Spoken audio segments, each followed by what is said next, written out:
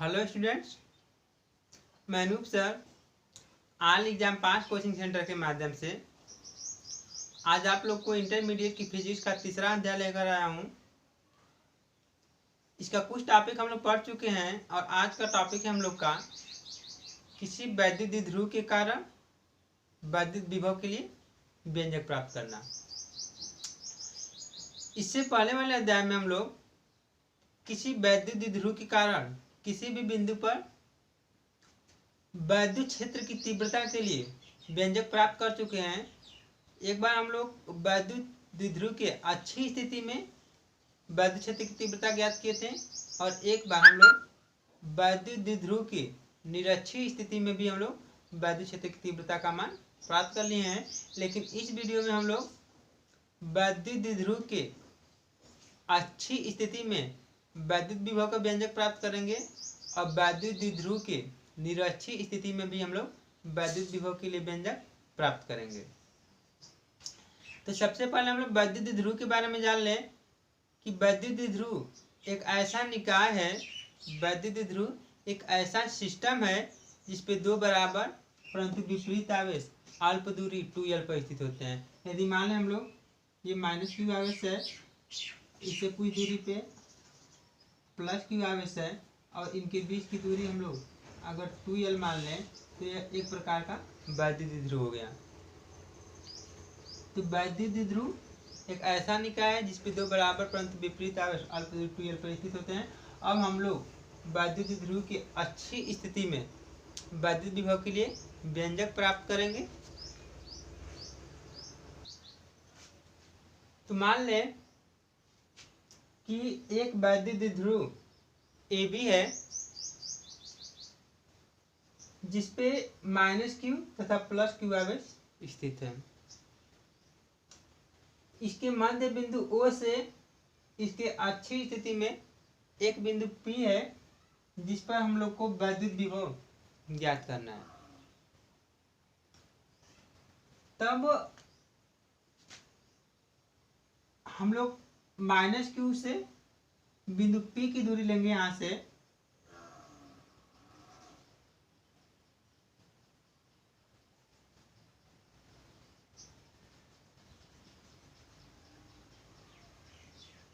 ये वाली दूरी लेंगे तो ये दूरी r ये और ये दूरी l, तो ये हुआ हम लोग का r + l। ये वाली दूरी इतना r था और ये l है क्योंकि इसका मध्य बिंदु है और पूरे वैद्युत द्विध्रुव की लंबाई 2l होती है, तो l ये और ये 2l के बराबर हुआ। ये r + l हुआ। और इसी प्रकार हम लोग +q आवेश से बिंदु P की दूरी लेंगे। यहाँ से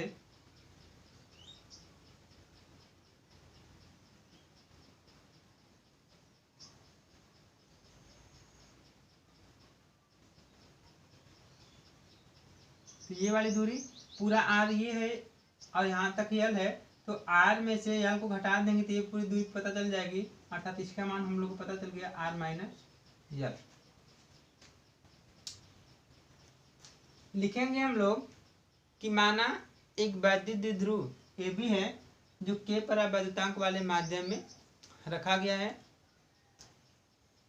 इसका मध्य बिंदु O है जिससे r दूरी पे इसके अच्छी स्थिति में एक बिंदु P है जिस पर हम लोग को वैद्युत विभव ज्ञात करना है।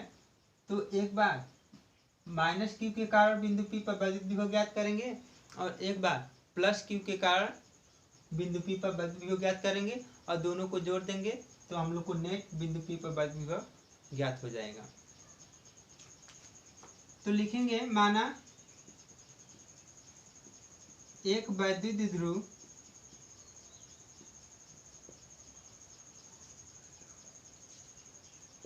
AB है जो K परावैद्युतांक वाले माध्यम में रखा गया है।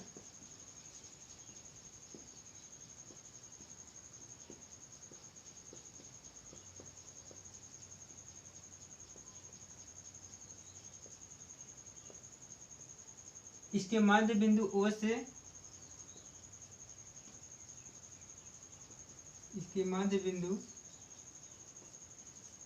से इस मान r दूरी पर इसके अच्छी स्थिति में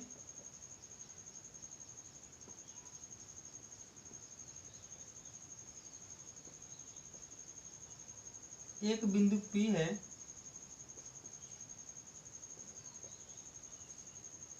जिस पर वैद्युत विभव ज्ञात करना है।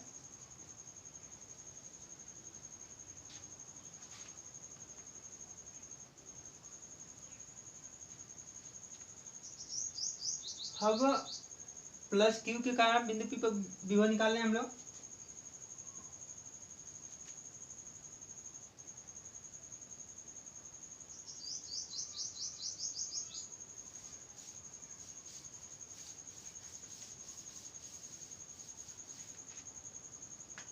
अतः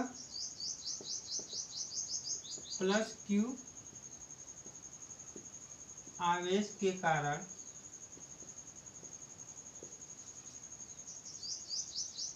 बिंदु P पर वैद्युत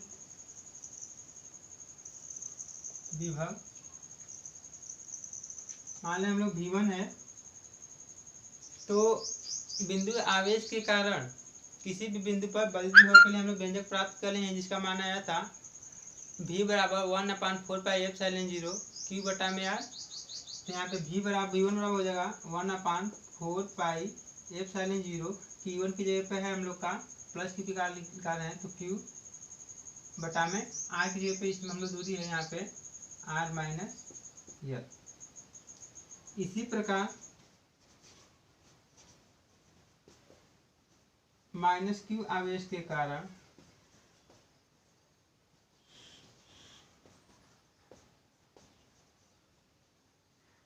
बिंदु P पर विभव, अब हम लोग V2 मान लें तो V2 बराबर हो जाएगा हम लोग का 1/4πε0, यहाँ माइनस Q है, माइनस Q बटा में।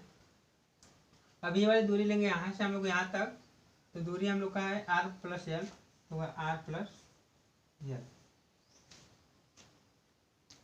अब बिंदु P पर नेट विभव ज्ञात करेंगे, तो यह दोनों विभवों का योगफल हो जाएगा, क्योंकि वैद्युत विभव एक अदिश राशि है और इसका जोड़ घटाना बीजगणितीय नियम पे होता है, दिशा के आधार पर नहीं होता है, क्योंकि दिशा केवल सदिश राशियों की ली जाती है, अदिश राशियों दिशा पर निर्भर नहीं करती हैं।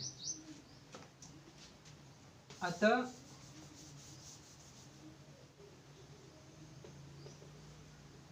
बिंदु P पर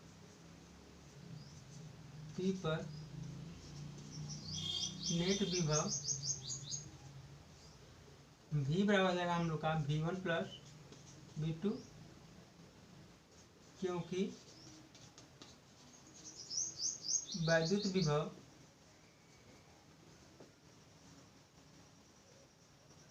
एक अदिश राशि है।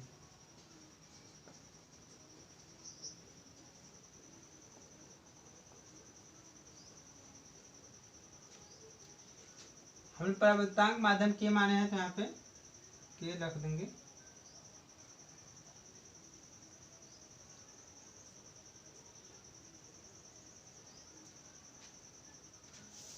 इस प्रकार दोनों हम लोग विभव को जोड़ देंगे, तो V बराबर V1 का मान 1/4πε0 के Q बटा में R minus L, plus V2 का मान 1/4πε0 के माइनस Q बटा में R प्लस L। अब यहाँ से हम लोग माइनस का प्लस में मल्टीप्लाई करेंगे, तो माइनस हो जाएगा, यहाँ पे हो जाएगा 1/4πε0 के Q बटा में R माइनस L, और माइनस हो जाएगा 1/4πε0 के Q बटा में R प्लस L। Q बटा में 4πε0 के दोनों में कॉमन है, तो यहाँ से कॉमन कर लेंगे इसको, तो आएगा हम लोग का Q बटा में 4πε0 के, तो 1 बटा में R माइनस L हो जाएगा, और ये माइनस 1 बटा में R प्लस L हो जाएगा। अब आर माइनस एल और आर प्लस एल एलसीएम ले लेंगे तो होगा क्यू बटा में 4πε0 के, यहाँ पे मल्टीप्लाई होगा तो आर प्लस एल माइनस यहाँ पे इसका होगा तो आर माइनस एल बटा में एक कोष्टक में आर माइनस एल हुआ और एक कोष्टक में आर प्लस एल हो गया।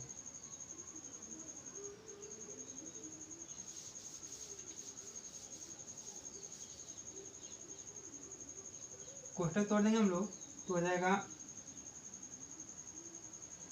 v बराबर क्यू बटा में 4πε0 के R plus L minus R और माइनस का अंदर गुणा होगा तो प्लस एल हो जाएगा और बटा में वर्गांतर पे है तो एक कोष्टक में a माइनस बी एक कोष्टक में a प्लस बी होता है तो उसका सूत्र होता है A square minus B square. इसी प्रकार इसका हो जाएगा R square minus L square.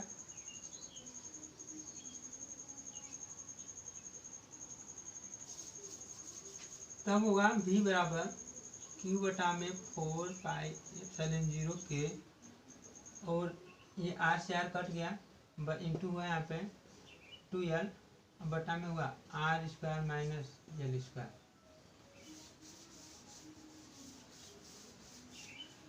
चूंकि आर की तुलना में एल का मान बहुत ही कम होता है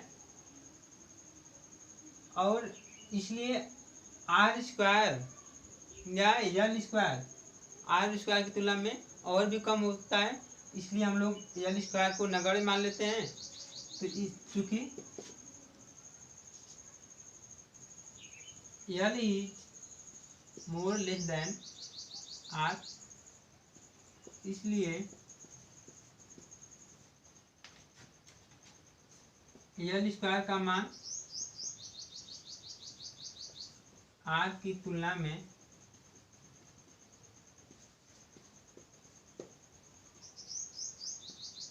और भी अधिक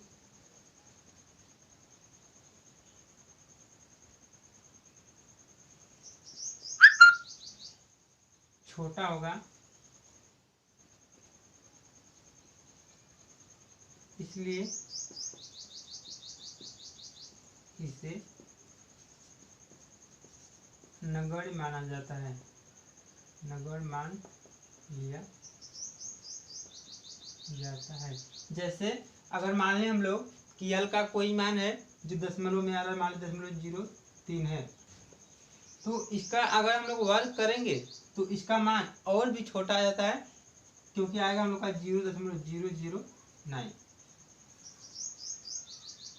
तो इस प्रकार अगर कोई छोटी संख्या है दशमलव में है तो उसका वर्ग करेंगे तो और भी छोटा आएगा, उसका घन करेंगे और भी छोटा आएगा, इसलिए आर की तुलना में एल स्क्वायर का मान बहुत ही छोटा प्राप्त है, इसलिए हम लोग नगण्य मान लेते हैं।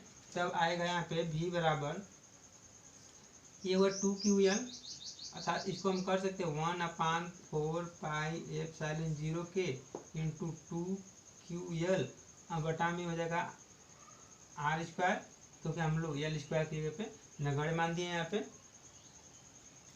अब चूंकि हम लोग को पता है कि वैद्युत द्विध्रुव का आघूर्ण P बराबर होता है 2ql, तो यहाँ पे 2ql की जगह पे हम लोग P लिख सकते हैं यहाँ पे, चूंकि v बराबर हो जाएगा 1/4πε0 के, ये हुआ P, ये हुआ हम लोग का आर स्क्वायर।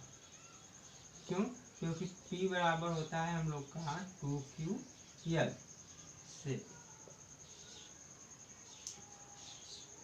अब वायु या निर्वात के लिए k का मान हमेशा 1 होता है, तो यहाँ पे वायु या निर्वात के लिए k का मान 1 रख देंगे। तो लिखेंगे यहाँ पे वायु या निर्वात के लिए, वायु या निर्वात के लिए k बराबर 1, तो v बराबर हो जाता है 1/4πε0 P बटा में आर स्क्वायर।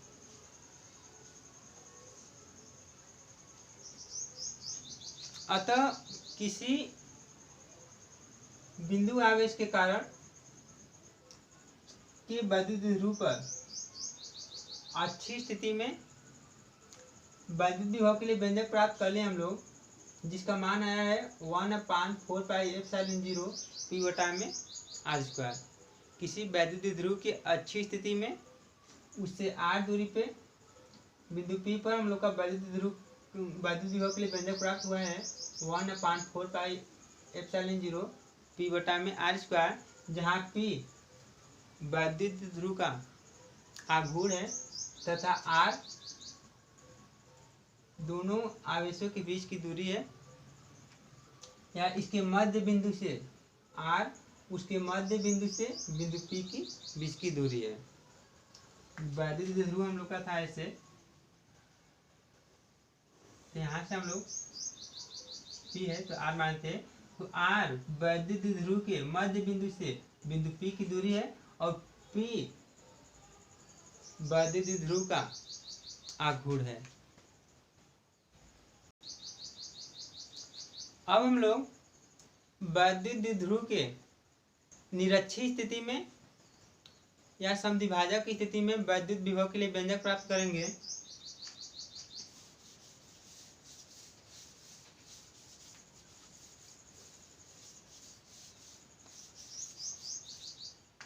वैद्युत द्विध्रुव के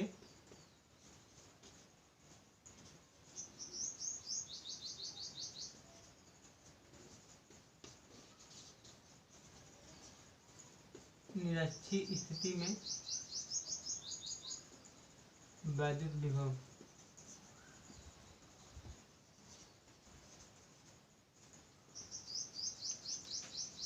तो सबसे पहले हम लोग मान लें कि एक वैद्युत द्विध्रुव AB है,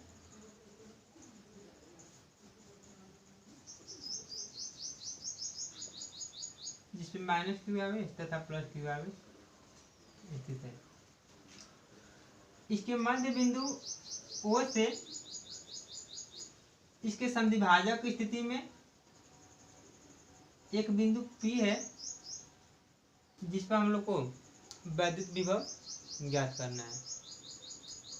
इस प्रकार हम लोग इसके मध्य बिंदु से इस बिंदु P को मिला लें। अब दोनों आवेशों से इनकी दूरी ले लें, तो इस आवेश से इसकी दूरी ये हो जाएगा और इस आवेश से दूरी हम लोग लेंगे तो ये वाला हुआ और ये वाला एक दूरी हुआ। क्योंकि ये लंबाई वैद्युत द्विध्रुव की जो लंबाई होती है वो 2l होती है, तो इसका ये मध्य बिंदु हुआ तो ये भी l हो गया और ये भी l हो गया। इसके मध्य बिंदु से r दूरी पे बिंदु P माने हम लोग, तो ये दूरी r हुआ।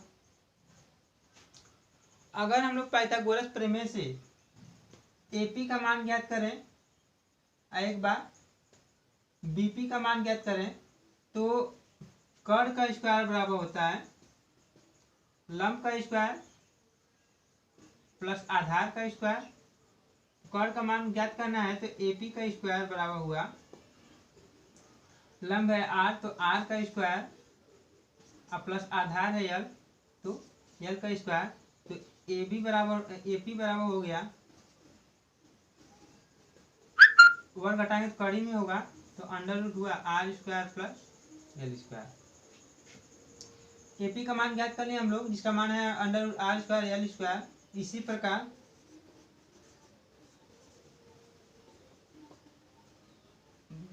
BP का भी मान होगा under root r square plus l square. तो ये हुआ under root r square plus l square और इसका मान भी आ गया under root r square plus l square. अब एक बार हम लोग +q के कारण बिंदु P पर वैद्युत विभव ज्ञात करेंगे और एक बार -q के कारण बिंदु P पर वैद्युत विभव ज्ञात करेंगे और दोनों का योग कर देंगे तो बिंदु P पर नेट वैद्युत विभव प्राप्त होगा। तो लिखेंगे यहाँ पे कि माना एक वैद्युत द्विध्रुव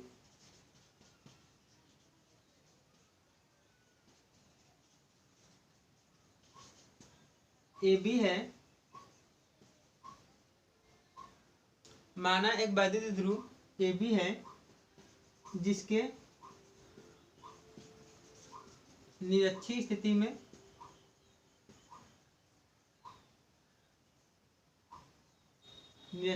में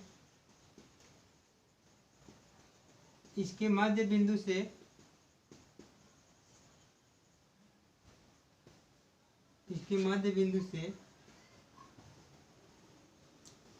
r दूरी पर एक बिंदु P है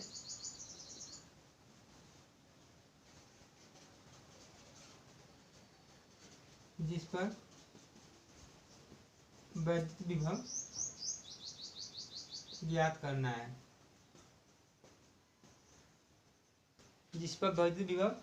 करना है, तथा माध्यम का परावैद्युतांक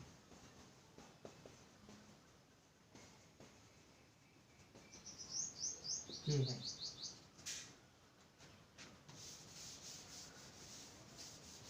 अतः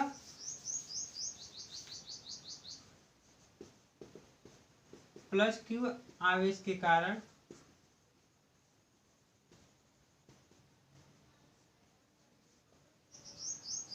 बिंदु P पर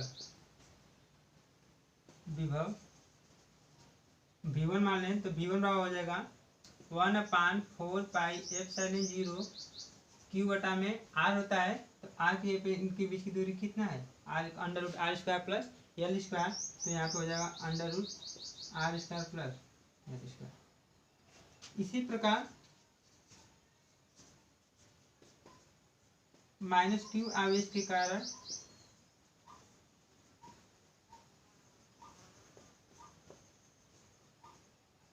बिंदु P पर विभव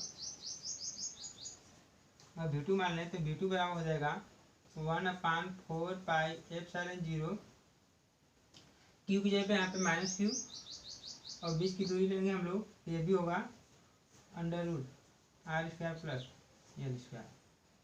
अब बिंदु P पर नेट विभव ज्ञात कर लें। अतः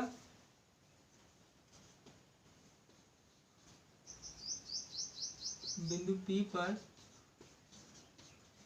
नेट विभव V बराबर हो जाएगा V1 प्लस V2, क्योंकि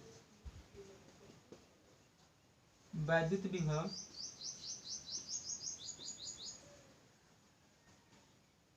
एक अदिश राशि है।